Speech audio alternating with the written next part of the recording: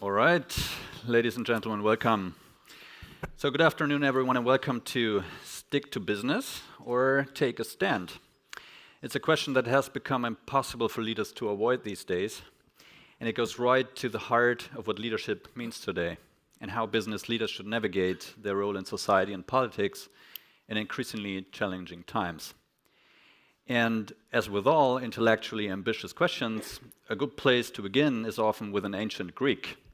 So I'll stick to this tradition and recall Greek statesman Pericles, who famously said, "A man who stays away from public life is considered not uninvolved, but useless." So does that mean a business leader who avoids social and political debate is useless? Now, I definitely don't want to let an ancient Greek alone set the tone for this discussion, but also want to convey your sentiment. So, ladies and gentlemen, please raise your hands to the following questions. Who believes that taking a stand in public and political debates is an essential part of good leadership today? Please raise your hand. All right. So we'll do the cross-check, just to be on the safe side. Who believes that business leaders should stay out of politics and focus only on running their business? Okay, that's interesting. Second round. Now, who thinks that when business leaders speak out on social or political issues, they do so because they genuinely believe in their message? Oh, come on. 1.5, 2, 3, okay. Okay, so we'll do the cross-check, okay? Who feels it's more about reputation and image management? Okay. You're encouraging people to be dishonest cynics. This is a very negative audience. Well, it's 5 p.m. Maybe that's Now, final round. Please raise your hand if you think the expectations on business leaders today have gone too far. Okay. And finally, who believes that leadership itself is inherently political, whether you like it or not? Oh, wow. That's interesting. Okay. So now, why is this such a pressing issue, and why should we discuss it here at the Global Peter Drucker Forum? Well, I think there are basically 3 reasons. The first one is the pressure on business leaders to speak up has never been greater on issues from diversity and democracy to climate change, technology, inequality, and the cost of living. And interestingly, the latest Edelman Trust report shows that people not only expect business leaders to take a stand and speak up, but also to act and to deliver solutions on these issues. Second, the traditional division of labor where governments act as rule makers and business acts as rule takers is eroding. At least legality no longer assures the legitimacy of business, or what we might call the public license to operate. And third, the competitive and geopolitical realities of our time demand closer collaboration between business and the public sector, so updating the operating system of our economies also requires a rethinking of responsibilities and roles. So I think there is a lot to discuss here and to learn from experienced leaders. And therefore, it's my great pleasure to welcome our 4 panelists on stage. Antonella Mei-Pochtler, she's Italian and an entrepreneur and CEO of her own industrial company here in Austria. She's also a board member of several important European companies like Generali and Publicis. In her earlier life, she was a very successful consultant with Boston Consulting Group, and she served as a special advisor to the Austrian Chancellor. Xavier Huillard brings the French esprit to this panel today. He's the chairman and former CEO of VINCI, a global leader in construction. He was also a long-time president of the Institut de l'Entreprise, an influential think tank that deals with the role of business in society. Andreas Treichl is a veteran of global finance. He started his career at Chase Manhattan Bank and later served as CEO of ERSTE Bank, one of the largest retail banks in Central Europe. Today, he's the chairman of ERSTE Foundation, dedicated to financial health and a democratic Europe. And last but not least, Tom Tugendhat is a member of the British Parliament and a former security minister. His LinkedIn profile says about him, Tom has spent decades understanding risks, and fixing problems. So I guess that's a very good skill set. And a skill set he probably also sharpened during his more than 13 years as a British Army officer. So great that you are all here and to have you on this stage. And to set the scene, Xavier, why don't you start us off? How do you see the broader context, the scale and nature of the new challenges facing business leaders and their social responsibilities today? Well, first I have to apologize because I'm the only one on the stage without any tie. So I'm sorry, Antonella. I can put it on if you need. Probably my answer would have been very different if you had asked me the question maybe 2 or 3 years ago. What I see, maybe I'm too pessimistic, is that we are living in a very exciting time, but a very dangerous time. And as a result, we have a great, as a company, as a big institution, we have a great responsibility. What I mean is that we all follow the economic and political news of the world, and we are, it is at least my case, at least disoriented. In my case, I'm lost. I no longer understand management by chaos. I don't understand this brutality. Rule seems not to exist anymore, and there is a kind of primacy to the aggressor, because attacking is always cheaper than defending. No longer understanding AI and whether or not AI is really at the service of humanity or a kind of hypnotic instrument that abolishes the boundaries between the true and the false and transforming consciences so that to vassalize citizens. No longer understanding, you will not be surprised whether or not European institutions are still useful because they continue to live in a kind of virtual world, developing more and more regulations, standards, and also proving, just like they did recently, incapable of using the power of 500 million well-educated citizen consumers. And no longer understanding my own country, France, which dreams about breaking everything, blocking everything, when it is urgent to build, to unblock, and to simplify. In a nutshell, rather than cooperating and uniting to face our real common challenge, which is the planet, and it is still the case, despite what is said here or there on the planet, we are building walls, tariffs, weapons, and by doing so, we are consuming the planet's limited resources in trade wars, in cultural wars, in military wars. And as a result of that, I think that our democracy, our idea of democracy, is in a real danger. But the good news is that you have our companies, our institution at large. Institution and company which believe in the immense capacity of individual and collective mobilization and action of women and men, which believes that the wealth created must be shared and not concentrated on some multi-billionaires, which believes that it is much more a question of elevating people and not replacing them with robots and AI.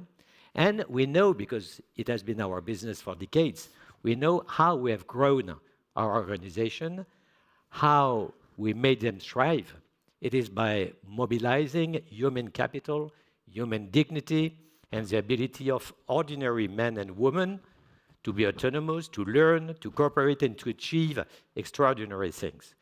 We know that artificial intelligence can serve the worst, the subjugation of unthinking individuals, or the best, by stimulating curiosity and creativity, strengthening critical thinking, fostering collaboration. And we know that our success in the last decades, in my case, comes in large part from our mastery of the art of management, and this is the reason why we are together in this room since this morning. The reality is that our companies are among the last institutions to be able to reverse the very worrying situation I just outlined. In the face of crisis, it has always been like that. Companies appear as an engine, producing goods and services, of course, and jobs, and value creation to be shared, as a pillar for our employees, of course, but also for society at large. And most citizens, we all know that, count on us more than on politicians and political institutions to improve the world. And as a compass, our companies lead the way to find and to implement solutions to the huge challenges of the world. We, therefore, have a great responsibility, and we will see how we will manage this responsibility, dear Thomas. Thank you. So, Antonella, what's your perspective on the changing environment we're facing, and why should business leaders engage with political issues at all?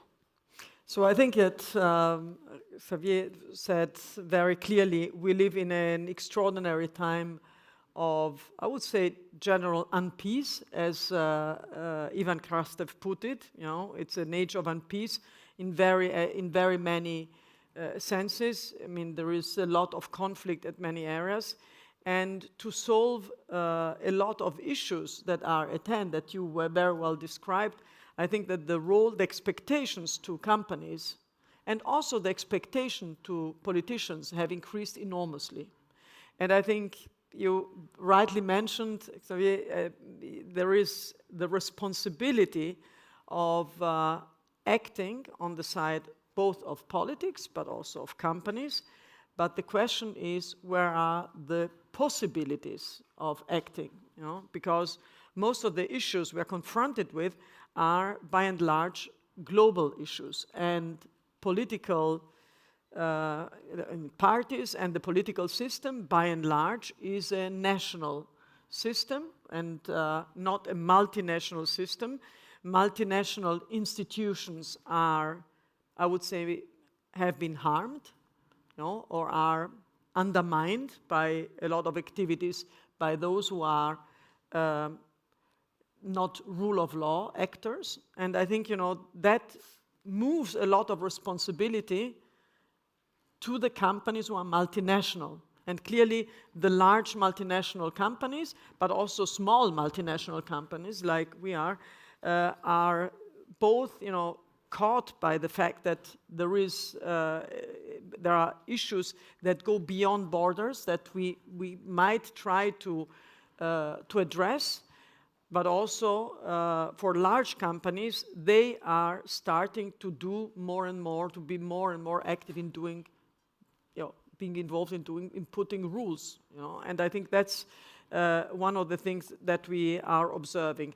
And, you know, there is the saying about culture eats strategy for breakfast. I think that technology eats geopolitics for breakfast. And I think that's really the issue, that we have a lot of technology players, large companies, of which we have a couple of here present, who have this strong responsibility of engaging in a political way to really move things in the right direction. And I think that it is a complicated thing, as Xavier said, because we have things like, you know, AI and the use of AI, which is one of the big game changers that we're confronted with. So what is the stance that a technology company like NVIDIA or you know, the users of technology of AI like Meta or Alphabet, what is the stance that they should take in this area? You know, what is the political stance that they should take? And if we observe their behavior in the US, we see that their behavior is not to take a clear stance, but rather to make sure that they continue to have the permission to act.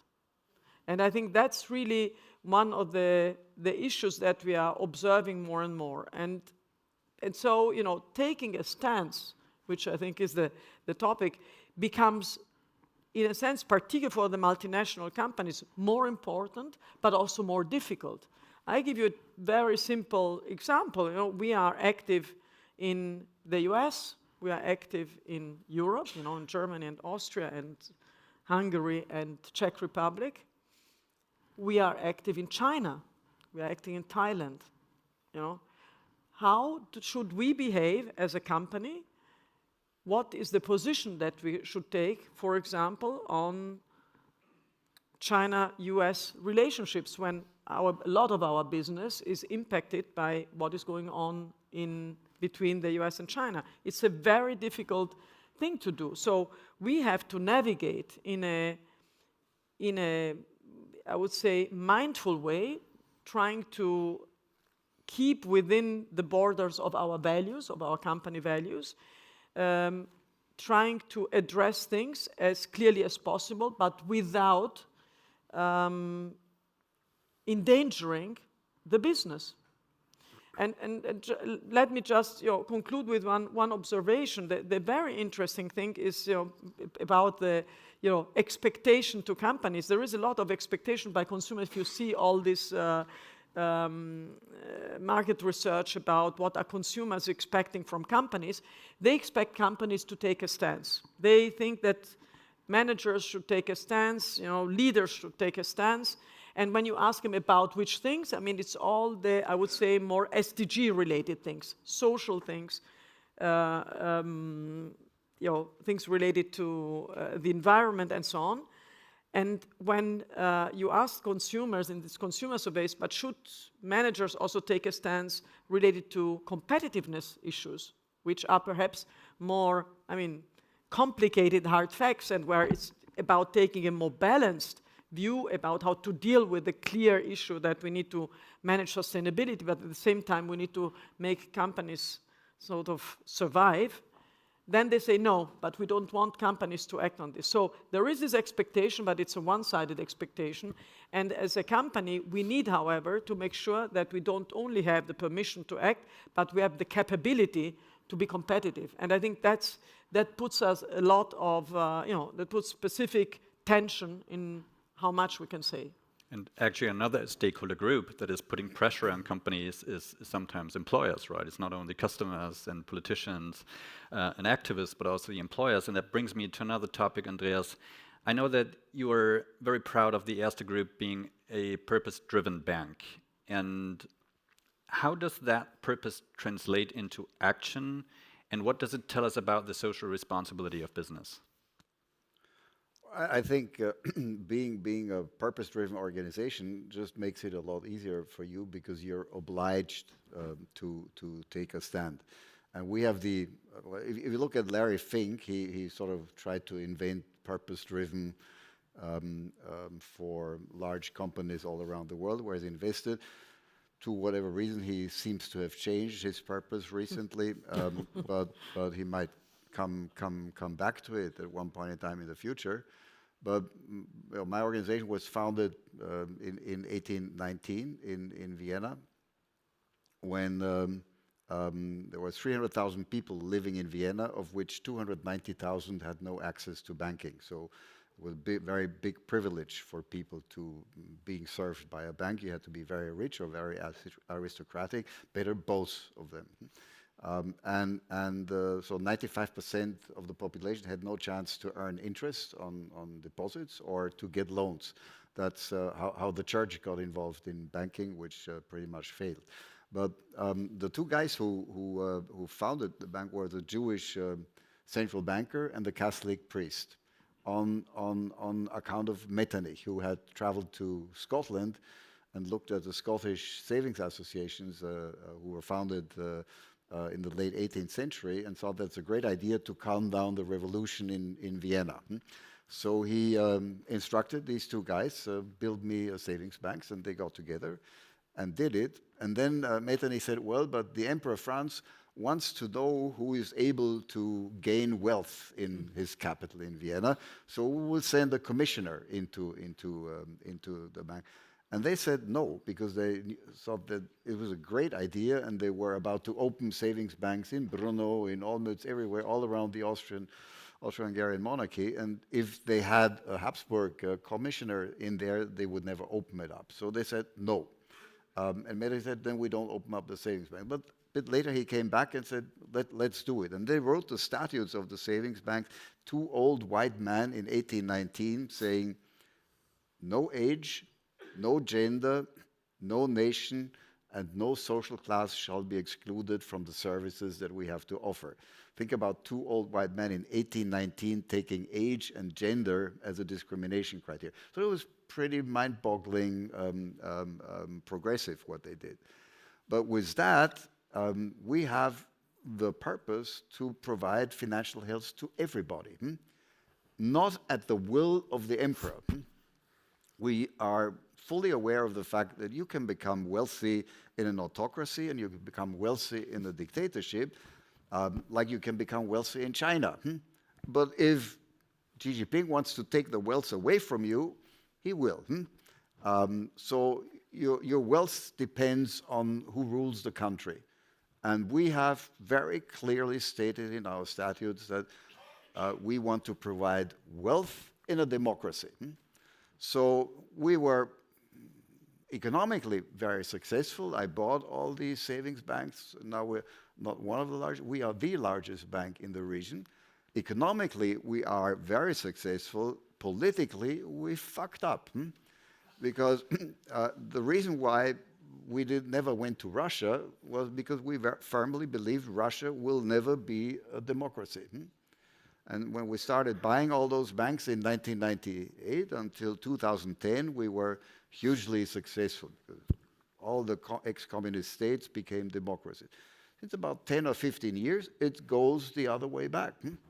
Hungary, Slovakia, Poland, Czech Republic, whatever. Moment, if we have a political change in Austria, the most democratic country that we'll be in will be Montenegro. So that's not what we had planned in the beginning. And now we are faced with a situation where we take that stand and we say it also openly to the politicians in the countries in which we operated. We want to be of service to the Hungarians, but we don't like that form of government. And because we're big and relatively powerful, we get away with it. And we will not change. Now, in America, it's pretty different. It's pretty different. My colleagues in America are suddenly incredibly friendly towards it. They don't speak up. And if I talk to them, they tell me, look, I'm the CEO of one of the largest banks in the world. I'm here to protect my shareholders. I'm here to protect my clients. I'm here to protect my business. And I'm here to protect my employees. And I'm getting paid in order to get my company through all political circumstances. That's what I'm here for. I'm not here for criticizing politicians. And I go back and said, that's what the Quants and the Porsches said in Germany in the 1930s. And he says, yes, that's true. But Hitler is not here anymore, but BMW, Mercedes, and all these companies are still around. Do you want to take what happened in Germany? Want to go so far before you win as a company? Or do you want to take a stand before? And that is the real question that we have to answer. History tells us a lesson. And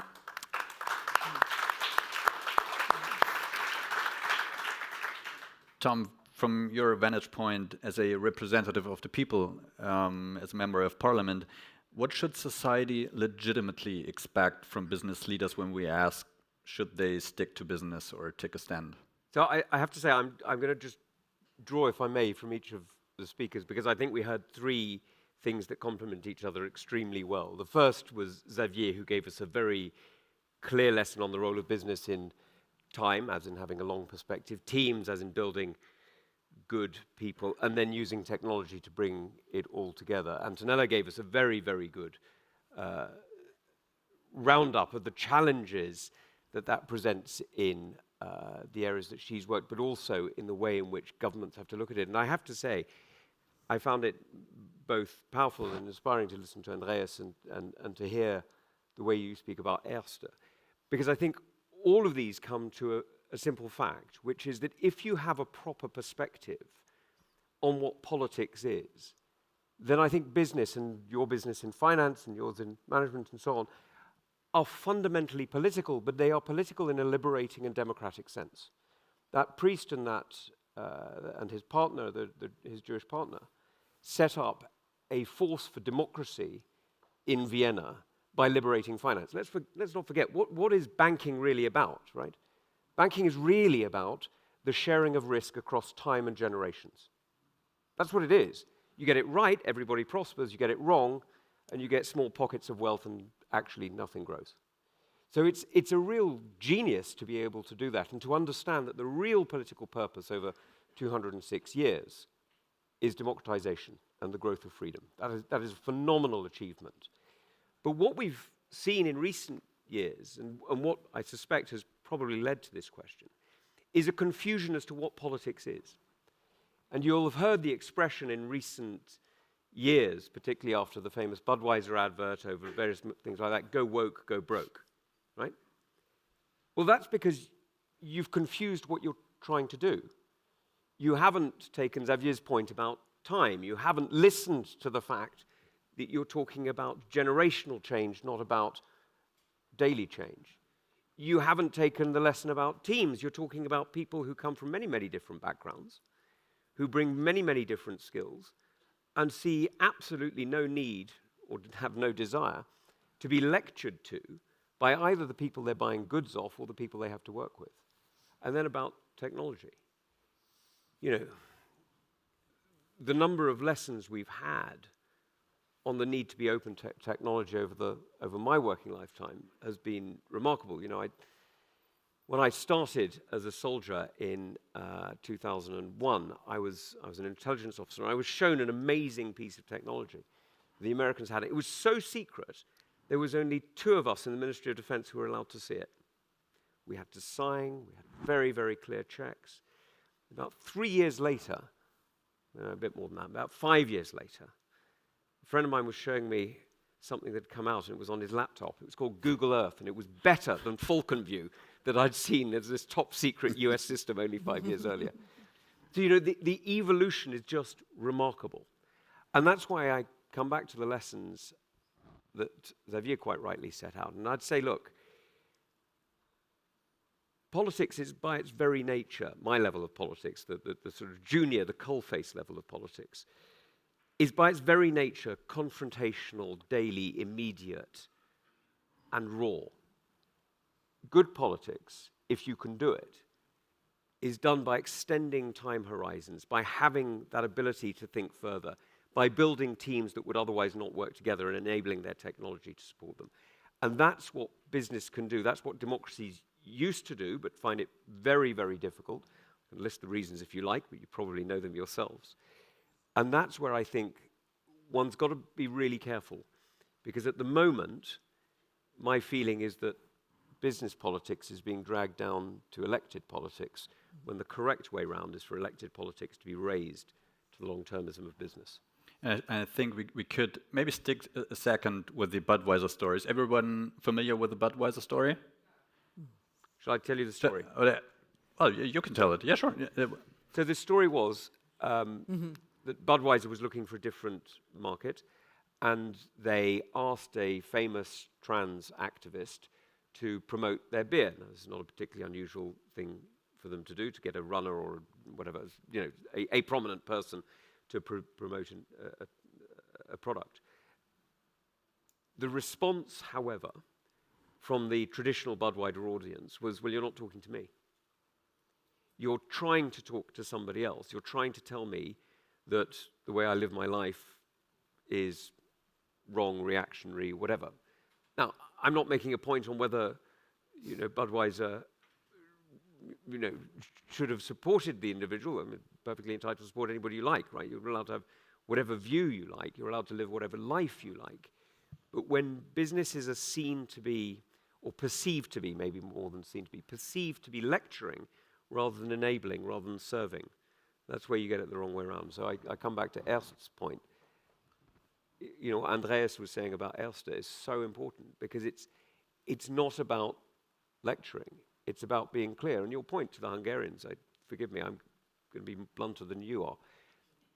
If you want Hungary to be rich, do not be a kleptocratic dictatorship, right? It's really simple. If you want China to prosper, it's probably best you don't run camps that imprison your citizens. It really doesn't help. You leave people thinking of the short term, not the long.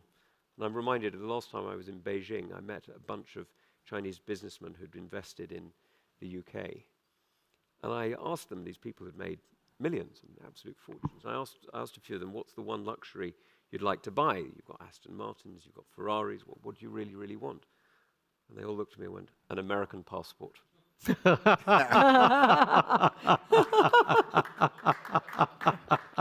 That's true, and I think the Budweiser story is so interesting because it shows you basically that things can get out of control very quickly, even if you have the best intentions. Yeah. I mean, the interesting thing is that Budweiser, this beer company, they basically had some similar ads before. I mean, it was not the first time. That's the interesting thing.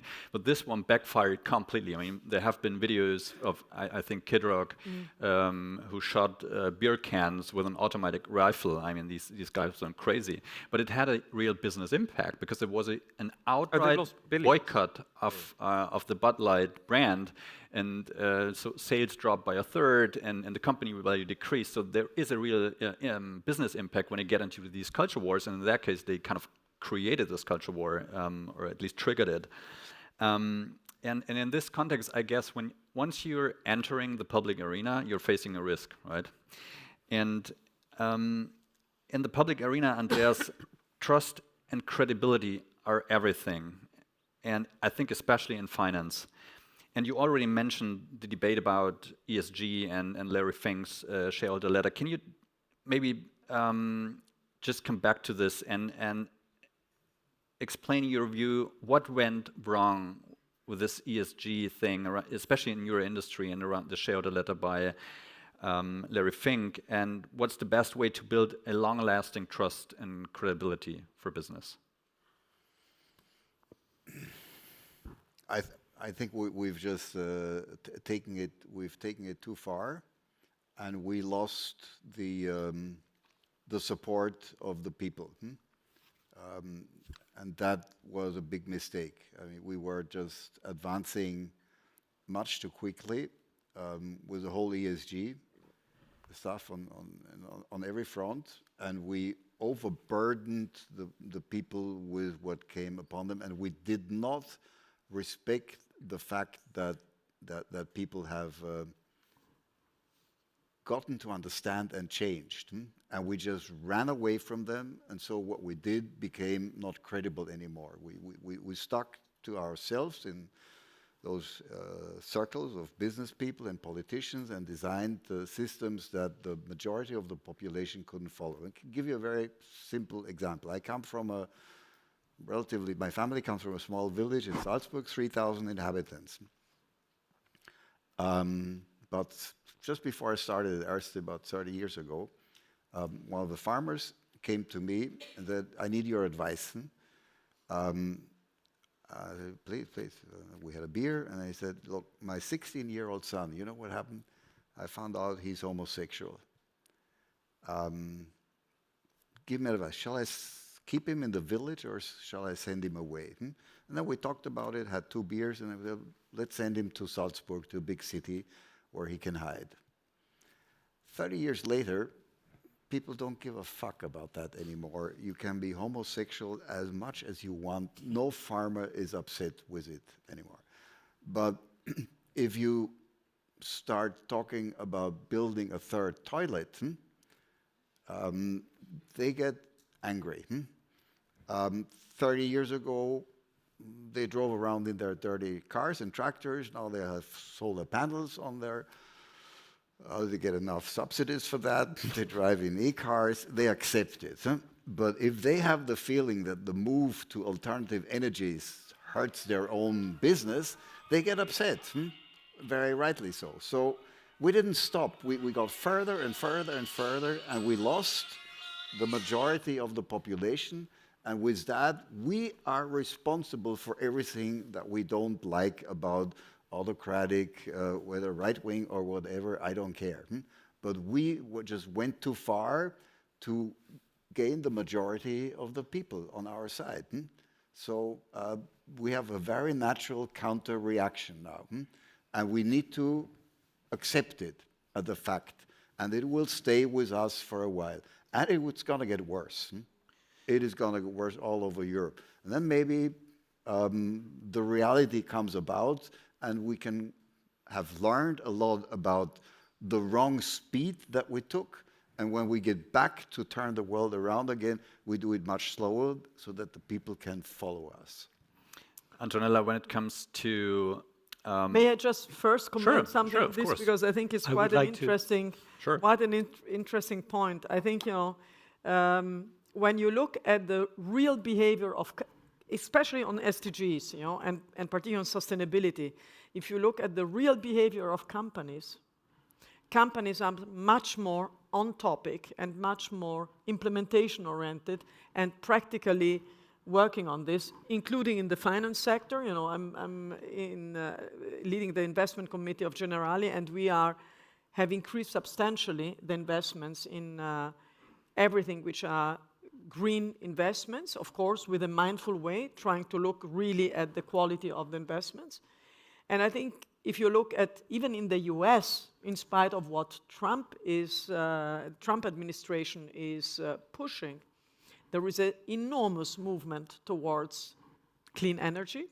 If you look in China, there is an enormous improvement towards clean energy. So companies are significantly more advanced on many things, and there might be some exception. Clearly, there are some companies which are stuck in the fossil world because they come from there, and it's very difficult to get the transformation.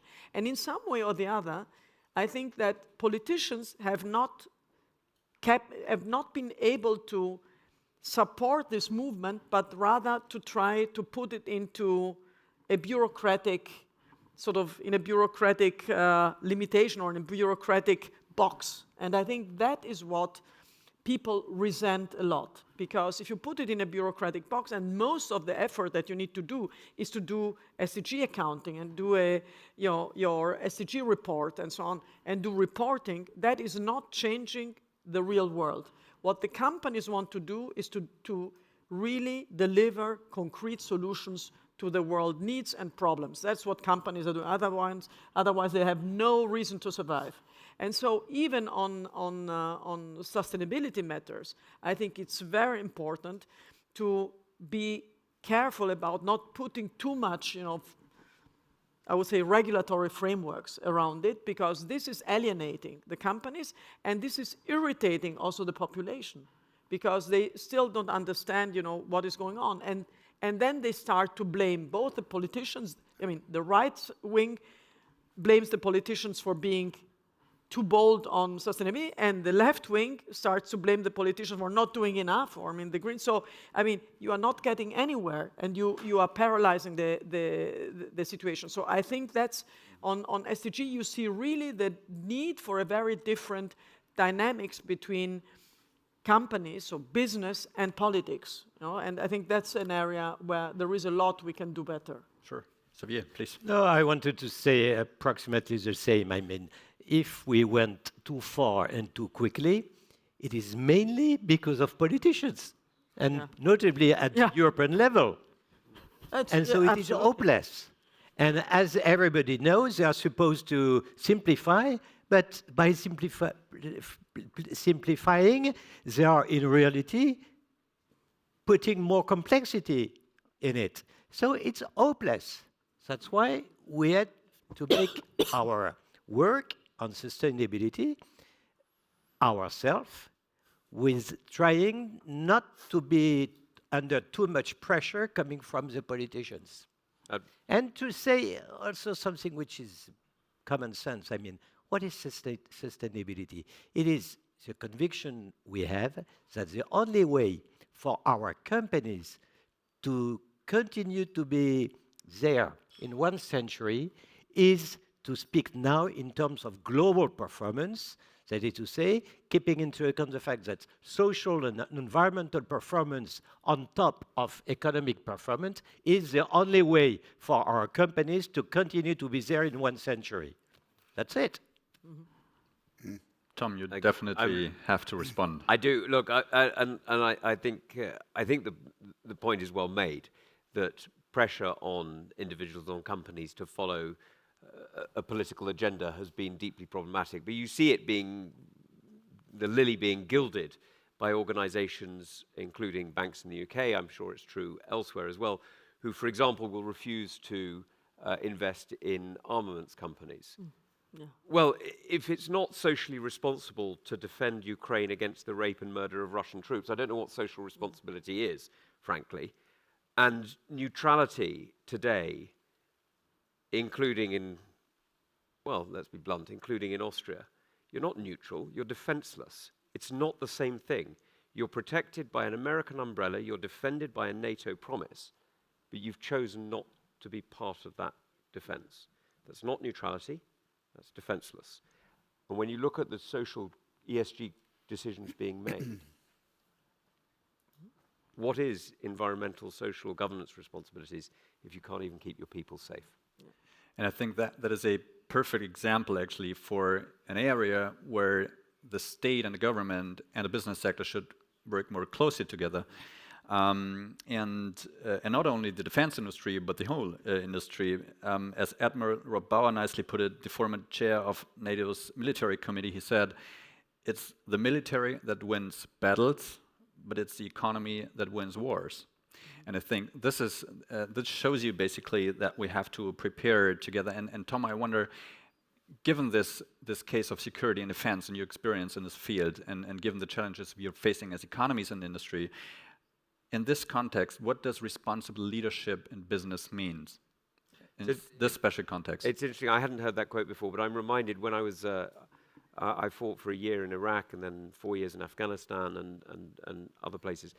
And I remember coming out off the ground back to a fire base in southern Afghanistan one day and sort of wondering what we were doing there in various different ways. And one of my comrades said, "Oh, well, we're at war." And the general who was with us, who was visiting, said, "No, you're not. The military goes on operations. Nations go to war. Yeah. And this nation is not at war. You can tell because we're not taking this seriously. We're not taking any of it seriously. So we're not at war.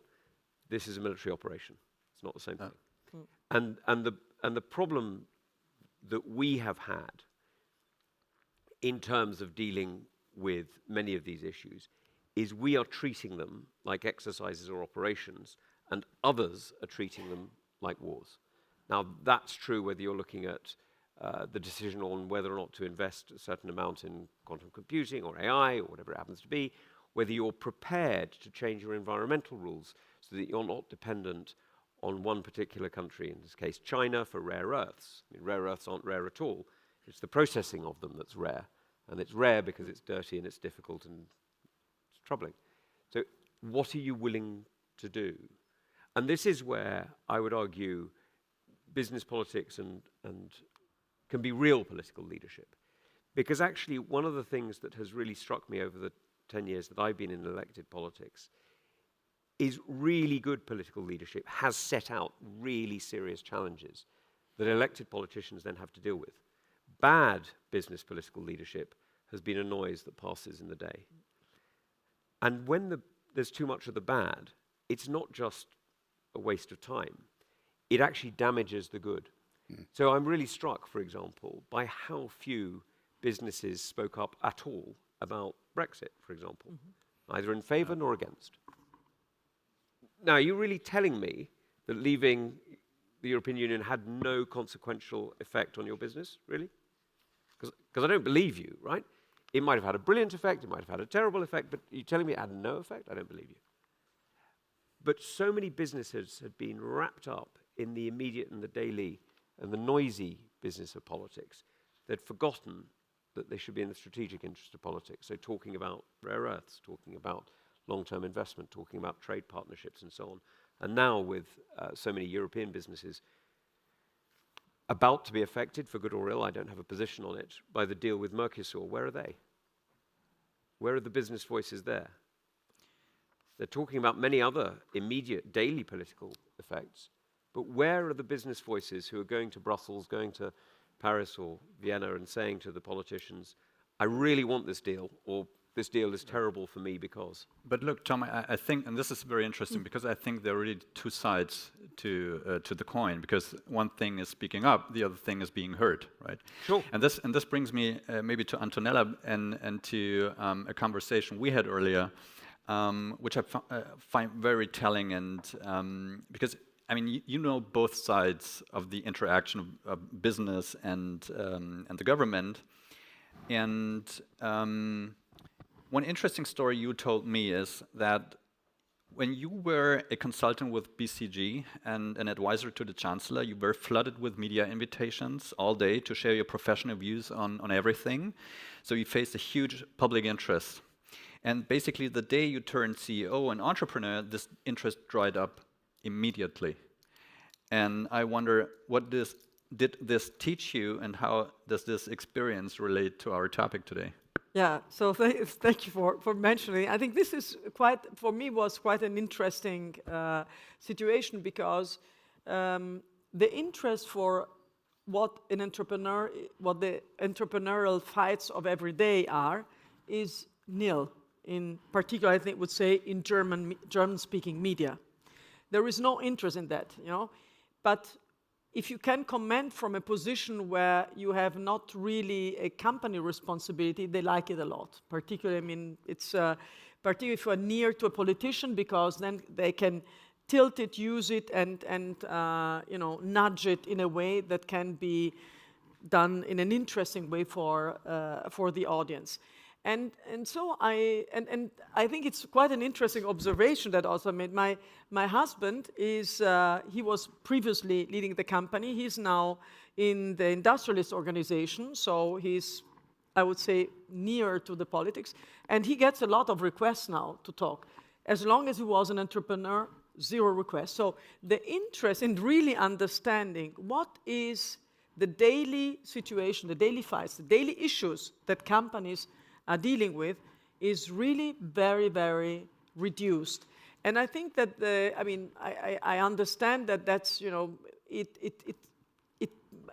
somehow it brings you to a very nitty-gritty topic, and then you have to go deeper and try to understand deeper what is going on. But one of the explanations that I have, particularly for Austria, and I don't know, you might comment that, in a country where over 50% of GDP and over 50% of people, you know, are somehow dependent from government, there is very little interest for those who are, you know, generating real business. I mean, I think that it has very much to do with the government involvement. We have one of the highest shares of government-related activities. No, and I think not one, with the highest. No, there is just Belgium, which is higher. No, 57%, a bit louder. I think now perhaps we are getting up. I mean, we are going absolutely clearly in the wrong direction, even worse. So, I mean, I thought that Italy actually was for a long time the highest. But, you know, so there is and I found it interesting. And now let me tell you the other side of the story. When I was in government, you know, and I was heading the strategy unit in the Chancellery, we always invited entrepreneurs to speak up and to say, you know, please speak up, tell us. And first of all, we had these rounds where we discussed with entrepreneurs, what are the issues that really keep you up at night? Because we, as politicians, we really want to help you, you know? And we had these rounds and so on. So the media, first thing that they said, you're doing just the rounds because you want to get financing, you know, from the companies, clearly. You know, it's, you know, you want to get the political financing. So then we said, no, we want really to understand what is going on, and we try to resolve the issues. So the few people who started to speak up, you know, the very moment they had a problem, and some of them had problems, as we know, some had really big problems, so got into insolvency, then the media started to say, you see, you know, you talked a lot on political issues, now you see, you know, you are not anyhow, you should have rather be quiet because you are not a good entrepreneur. So the risk, the reputational risk that you run into if you really try to support political activities in the sense that you bring in your ideas about what government can do better, and if you are vocal about this, can backfire quickly soon. And that leads then to an attitude, particularly in Europe, of retreat. And we see it also in Germany, by the way. I can tell you a couple of examples where, you had Joe Kaeser speaking about, from Siemens, speaking out loud about a couple of political issues, who then, in the very moment where he was in the supervisory board of Siemens Energy, the very moment Siemens Energy had a problem, he had to be quiet. Now, in the meantime, Siemens Energy is going through the roof. He's not in the board anymore, but I'm sure that he will not be willing to talk. So I think the dynamics, because of media particularly, are really problematic for a good discourse between business and politics. That's, I think, definitely true. And we will have 2 very, very short final rounds. 2 very short. And I ask each of you to answer these questions. One is a call for action, and another one is a personal note. So let's start with the action call. If you could ask every business leader in this room to do one concrete thing tomorrow to strengthen the connection between business, society, and democracy, what would it be, Andreas? Very briefly. Tell the politicians publicly what you think of them. You can. I told politicians 15 years ago that they're stupid and lazy, and I got away with it, and I would repeat it over and over again, and maybe finally then we get some better ones. Antonella. Engaging with your employees and making them clear that any type of engagement, also of political engagement, is good, that they should, in various directions, that engaging and not retreating is important. I think that's the first thing. And secondly, I would say, in a nice way, engaging also with politicians. What I mean with nice way, not, with big public bashing. I think that's never particularly helpful, but with meaningful engagement. And of course, I think you need to choose the right politicians who are willing to listen, because, as you rightly know, most of them are not particularly open to real listening, It was a typical Boston Consulting answer. Yeah. Xavier. Well, I think that every time we are in front of a big problem, it is just like if we were trying to move a mountain. And it is impossible to imagine moving this mountain just like that. So the only way to make it happen is to do it stone after stone, starting with the stone which are at the bottom of the mountain.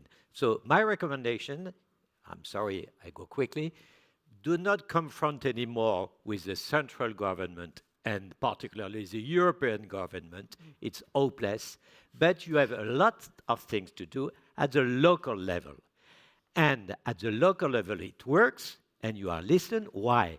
Because the politicians you have in front of you are concerned about many problems surrounding their city, about bad neighborhood, about education, etc. So you can help a lot.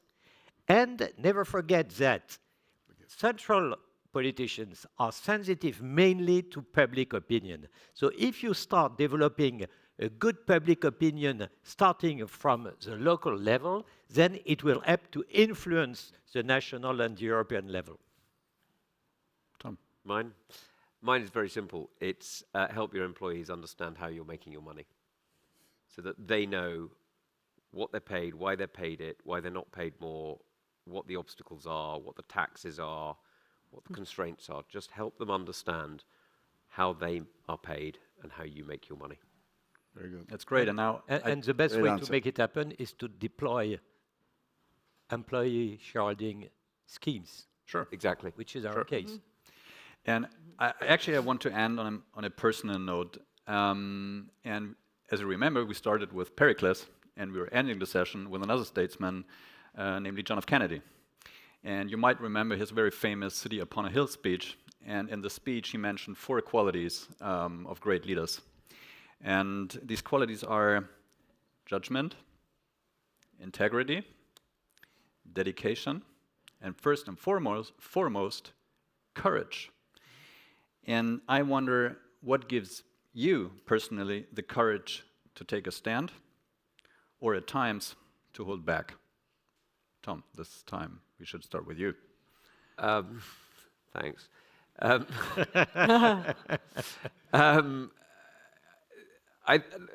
For me, it's pretty simple. I think we are in a much more serious situation than I think people fully appreciate. I don't think people have quite understood what, in our case, in the UK case, 100% debt with a large amount of that foreign-owned really means. I don't think we fully appreciated what failing to invest properly over 30 years fully means. And by the way, I'm picking the UK example. I'm afraid I could parallel this out to quite a lot of other countries. Not exactly the same, but close to the same. And I don't think we fully appreciated quite what the changing demographics mean. And we have a pretty narrow window now, and it's getting shorter, in which we need to decide that we are either going to invest in our defense, our economy, our growth. We're going to have to take some decisions that are going to be really unpopular, including building motorways near people's houses that they don't want, or whatever, these sort of things. And if we don't want to do that, we are going to find ourselves fighting over a shrinking cake. And that tends to lead to violence of some kind. Sometimes it's terrorism, sometimes it's civil war, sometimes it's global war, but it tends to lead to violence of some kind. We're seeing it starting now, because we're all fighting over a shrinking budget. The only way, forgive me, I mean, we've tried this over the last 8,000 years, the only way that you achieve growth is you shrink the cost of inputs to increase outputs, right? So you shrink the cost of energy, you shrink the cost of effort, and you increase the ability of individuals to innovate and to spur thought. And if we don't do that, then we're in a very, very serious place. And so I don't think, frankly, that's courage. I think the reality is we just don't have a choice. Xavier, what gives you personally the courage to I take a stand? cannot add anything. It's perfect. I mean, we have no choice. We are in a very serious situation. If we don't do anything new, is it courage? I don't know. But if we don't see anything new, we'll die. We will die under the pressure of the 2 other blocks. That's absolutely clear. So it's not a question of courage. It's a question of life or death. Antonella, cheer us up. I please. agree. We are in an exceptional situation, and which requires exceptional measures. And I think, if you have the privilege of being in a leadership position, if you have the capability to impact things, I think that you have the duty to do so. So that gives you courage. That gives you the capability to really act. So I think would be my take. So Andreas, your chance to end on a high note. What gives me courage is the fact that I see a lot. And there are so many wonderful things happening in Europe, and there are so many countries in Europe who do such a wonderful job. And if we would manage to get Europe on a basis where you see wonderful things in Denmark, in Norway, in Sweden, in Switzerland, in the Netherlands, in other countries, Greece is suddenly moving up, Portugal is coming back. If we would all take the best from each other, and if we would have politicians in the nation states who would spend 50% of their time just to talk to others and engage with each other to make this continent where we once were, and we can get back there. I know it, and we will, and that makes me overall happy, irrespective of all the shit that happens around us. That sounds good. And Tom promised another high note. Well, my high note is a bonus. Is a very simple one. One of the great pleasures of being a politician in the UK, and I'm sure it's true here, I don't know, but you speak at a lot of schools in your constituency. One of the things that's really striking is the number of ideas and entrepreneurial thinking that is coming out of young people today. I don't care what the subject, I don't care what the product, I don't care what the field, somebody right now is having an idea as to how to make it better. That's hugely perfect end to note. Thank you so much. Thank you to the panel, and hope to see you soon.